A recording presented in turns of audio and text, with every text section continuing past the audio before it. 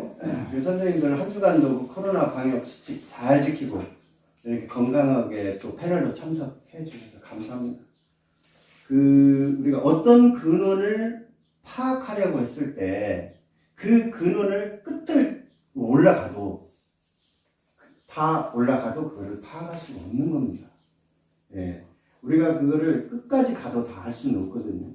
우리가 유사일에 그 소통의 도구로 사용된 말이 문자화되면서 학문적으로 규명된 것이 인류 언어학입니다. 인류 언어학인데요. 시는 표현의 문체가 유려하게 진화되어서 예를 들면 시란 형식을 이루었거든요. 시인은 과거와 현재 그리고 예측하기 어려운 미래의 경제를 꿰뚫고 살피는 언어의 조탁사인 것입니다. 요즘 팬데믹 현상으로 감성과 느낌이 사라져가고 있어요. 그 감성과 느낌이 마스크 안쪽으로 다 숨어들고 말았습니다. 그래서 우리는 얼굴의 표정 근육을 나타내지 않음으로써 말을 함부로 한다거나 사람을 짜증나게 하는 그런 언어들을 좀 하고 있어요. 예. 그렇기 때문에 우리 시인들이 또 시를 읽는 사람들이 해야 할 일은 감성과 느낌이 있는 절실한 시를 써야 됩니다. 감성과 느낌이 있는 시. 다른 때보다도 좀 전투적인 시보다는요, 감성에 또 느낌에 호소하는 그런 시들이 상당히 좋다. 그렇게 생각하고 있습니다. 오늘은 시는 정서로부터 도피가 아니라 해방이다. 명사를 멀리하고 동사를 사랑하라는 그런 주제로 선생님들과 같이 공부해 보도록 하겠습니다. 첫 번째인데요. 시는 정서로부터 도피가 아니라 해방이다. 정말 맞는 것 같아요. 요즘 말입니다. 정서라는 것은요, 마음에서 일어나는 느낌인데요. 노여움, 두려움, 기쁨, 슬픔입니다. 이 네 가지 정서가 크게 대별되는데요. 이런 정서로부터의 도망가는 거죠. 그게 아니라 오히려 거기서부터 해방이 돼야 한다는 거예요. 그래서 이 해방이라는 것은 진정한 자유를 얘기하는 겁니다. 진정한 자유를 얘기하는데, 시란 선우 개념을 사용한 존 네이라는 사람이 있어요. 선우 개념. 존 네이는 여인 자유는 살찐 노예보다 낫다. 이렇게 얘기를 했어요.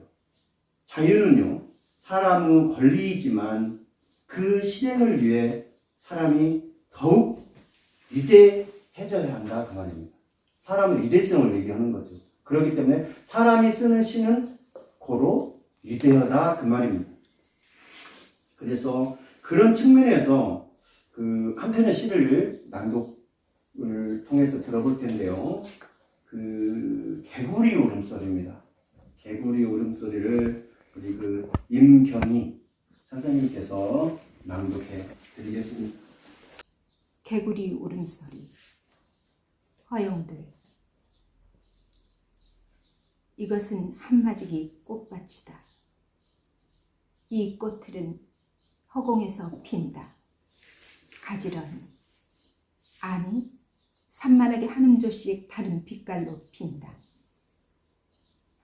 꽃은 피면서 자신의 생을 모두 뱉어낸다. 꽃피는 소리에 달빛이 노랗게 익는다. 꽃은 향기와 함께 한 계절을 떼매고 갈 기세다. 허공이 치밀해지고 살갗이 따갑도록 향기가 달려든다. 나는 꽃을 피해 봄밤을 담는다. 꽃은 바람이 되어 밤을 잘게 부순다. 냄비처럼 꽃은 피면서 자신의 생을 물속에 넣고 삶는다. 꽃이 핀다. 와글와글. 너의 옛날도 한마지기, 두마지기, 조개 껍데기처럼. 아, 네. 역시 그 남중가님을 통해서 이 시를 들으니까 참 좋네요. 감사합니다. 개구리 울음소리입니다.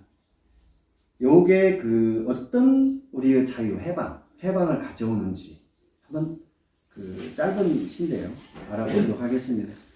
여기서 그 개구리 울음소리를 꽃 피는 소리라고 했습니다. 꽃이 피는 거예요. 울음소리를 꽃이 피는 것으로 이렇게 대체해서 이렇게 그 시를 쓰고 있습니다. 이것은 한마지기 꽃밭이다. 한마지기. 우리가 그 한마지기, 두마지기 그렇습니다. 근데 이제 한마지기라는 그 개념은 뭐냐면 벽시 소도 한 마리, 대도 한 마리 있고 소도 한 마리 있습니다. 고봉으로 담는 걸 대도 한 마리라고 하고요. 이거를 손으로 딱 깎는 것을 소도 한 마리라고 그렇습니다. 소도 한 마리 벽시로 뿌릴 수 있는, 파종할 수 있는 땅의 넓이를 얘기하는 겁니다. 그렇기 때문에 산 쪽에 그 산비탈에 있는 땅들은 좀 적겠죠. 어떻게 보면은 산비탈에 있는 것은 150평 정도를 한마지기라고 많이 하고요. 들 쪽으로 갈수록 이 마지기수가 200평 정도 이렇게 늘어납니다. 그런데 그거는 정해진 건 아니에요. 동네별로 그렇게. 그런데 보통 200평을 한마지기라고 하고 1200평을 6마지기는 1200평을 한 피라고 그렇게 보통 얘기하고 있습니다. 여기서는 한마지기 200평 꽃밭이다. 지금 어떤 논에요. 문논에 개구리들이 와글와글 울고 있어요.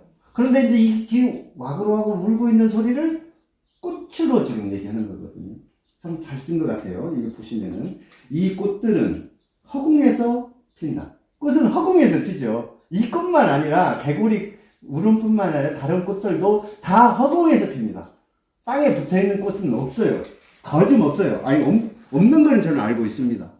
네, 다 허공에 꽃들을 올려놓고 피게 되어 있습니다. 가지런히 아니 산만하게. 이 말은 가지런하고 산만하다는 말을 같이 써줌으로써 언어 충돌을 가지고 오거든요. 의도적으로 이렇게 써서 시를 확장시키고 또 시를 심도 있게 끌고 가기 위한 수법입니다. 한 음조씩, 소리가 높낮이에요. 다른 빛깔로 핀다. 개구리가 똑같이 우는 것 같지만 좀 더 다 틀리죠. 사람도 목소리 다 틀리듯이요. 꽃은 피면서 자신의 생을 모두 뱉어낸다.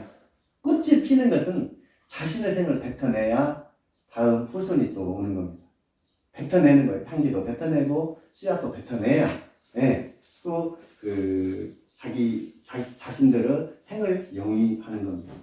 꽃 피는 소리에 달빛이 노랗게 익는다. 참 멋지죠. 달빛이 노랗게 익어요. 꽃은 향기와 함께 한 계절을 떠매고 갈 기세다. 기세예요. 기운차게 뻗는 자세. 이 기세입니다. 허공이 치밀해지고 살갗이 따갑도록 향기가 달려든다. 개구리 울음소리가요, 살갗이 따갑도록 들리는 거예요. 예를 들면, 시끄럽잖아요, 귀가. 그 개구리 울음 울을 때 저도 가봤는데요. 이게, 우리 최효른 선생님 잘 아실 거예요. 이제 모를 심으려고 딱 모를 판판하게 꾸미거나, 물을 대면 개구리들이 어디서 모여드는지 와가지고 밤새 웁니다. 그래서 가만히 다가가잖아요. 딱 그쳐버려요. 동시에. 어떤 건 또 저기서 우는 게 아니에요. 그럼 어떻게 그렇게 동시에 그치는지 울음을 저는 참 생각할 수가 없죠. 그 동물의 세계를. 정말. 그래서 저 어렸을 때도 많이 그런 경험한 겁니다. 나는 꽃을 피해 봄밤을 닦는다. 어떤 책에는 봄밤을 닫는다라고 되어 있는데, 그거는 제가 여기서 그건 의미는 크게 없어요. 닫는다. 시인의 자유니까요. 예. 꽃은 바람이 되어 밤을 잘게 부순다. 꽃이요, 바람이 되어서요, 밤을 잘게 부수는 거예요. 울음소리가 어둠을 잘게 부수고 있어요. 냄비처럼 꽃은 피면서 자신의 생을 물속에 넣고 섰는다. 예를 들면 냄비처럼이라는 이 말이 참 대단해요. 여기자면 콩을 냄비에다 볶으면 다닥다닥 튀어 오르잖아요. 깨도 생을 그냥 완전히 거기서 그냥 소진시켜버리는 거예요. 울음소리를 냄비가 불에 달구듯이 막 그냥 그렇게 우는 겁니다. 꽃이 핀다. 와글와글 너 옛날도 한마지기 두마지기 조개 껍데기처럼. 여기서 조개도 이렇게 우리가 이렇게 하면 이렇게 말을 하는 걸로 이렇게 표현을 할 수가 있잖아요. 그래서 봤는데요. 조개 껍데기는 우리가 흔히 패청이라고 하잖아요. 그래서 사람들이 인류가 조개를 먹기 시작한 것이 어느 정도 지나면요, 약 30만 년 전부터 조개를 먹기 시작했습니다. 그래서 우리는 선사시대를 연구할 때 이 조개 껍데기, 패총이 굉장히 크게 선사시대에 연구하는데 크게 기여하고 있다, 이렇게 얘기들을 하고 있습니다. 그래서 개구리 울음소리를 봤는데 참 잔잔하고 어떤 격앙된 언어가 없이 이렇게 감성의 호소를 하고 있고요. 호소하고요. 그 느낌, 개구리 울음소리의 느낌이 바로 귀나 살갗에 피부로 닿는 듯한 그런 느낌으로 우리에게 옵니다. 시는 바로 이렇게 그런 어떤 감성이나 느낌이 와야 감정이입이 된다고 했잖아요. 감정이입이 안 되는 시는 그렇게 좋은 시가 될 수 없다, 그렇게 볼 수 있습니다. 여기서는 언어의 자유를 마음껏 항유하는 그 한편의 시를 봤고요. 두 번째인데요, 명사를 멀리하고 동사를 사랑하라. 당연한 말입니다. 명사는 상으로 이름씨라고 그래요. 이름씨. 명사. 그러니까 우리가 이름씨, 뼈대가 되는 거거든요. 여기서 의자, 책상, 전등, 나무, 이렇게 뼈대가 되는 말입니다. 그 뼈대를 움직이거나 정지시키는 것들이 동사라는 그 언어예요. 그러니까 우리가 시를 쓸 때는 명사는 꼭 필요할 때 딱 쓰고 그 명사를 움직이게끔 만들어줘야 돼요. 그래야 이게 동적인 시가 되지, 그렇지 않으면 정적으로 돼가지고 언어 자체가 약간 죽을 수도 있습니다. 살아 움직이게끔 만들어주는 거죠. 그러려면은 명사를 멀리하고 동사를 사랑하라. 동사는 동작이나 작용을 나타내는 품사거든요. 성질, 색깔, 수량, 시간 등 정지 상태인 명사 보다는 사람이나 사물의 움직임을 표현하는 역동적인 어휘를 선택해야 됩니다. 역동적이다. 그러니까 어휘, 일정한 범위 안에 쓰는 어떤 낱말들을 어휘라고 그러거든요. 그 시는 아까 제가 모두에서 말씀드렸습니다만, 우리 시인들은 언어의 조탁사다. 어떤 언어를 어디에 갖다 놓느냐에 따라서 시가 살고 죽고 옵니다. 그리고 느낌이 살고 죽고 옵니다. 그래서 동사는 우리의 일상생활이다, 제가 이렇게 말하고 있습니다. 먹고, 자고, 눕고, 낳고, 울고, 웃고. 그러니까 동사가 정말 중요한 거예요. 씻을 때 이 동사가 얼마나 중요하냐면, 어떤 분은 씻을 때 굉장히 명사로, 또 아니면 추상명사나 막 이런 걸로 막 굉장히 어렵게 쓰거든요. 근데 그렇게 어렵게 쓴다고 해서 느낌이 오냐하면 안 와요. 오히려 쉽게 쓰면서 언어 조탁을 잘 하고 배열을 어떻게 하냐에 따라서 똑같은 언어 단어를 수를 가지고도 정말로 잘 쓰시는 분들은 그 느낌이 오게끔 만드는 겁니다. 그래서 한번 어떤 시를 한번 읽어보겠습니다. 근데 이 시는 두 개의 식탁이라는 지금 시가 나와 있습니다. 두 개의 식탁을 우리 최의련 선생님께서 낭독해드리겠습니다. 두 개의 식탁, 명례. 찌개가 식어간다. 4인용 식탁은 늘 1인용이다.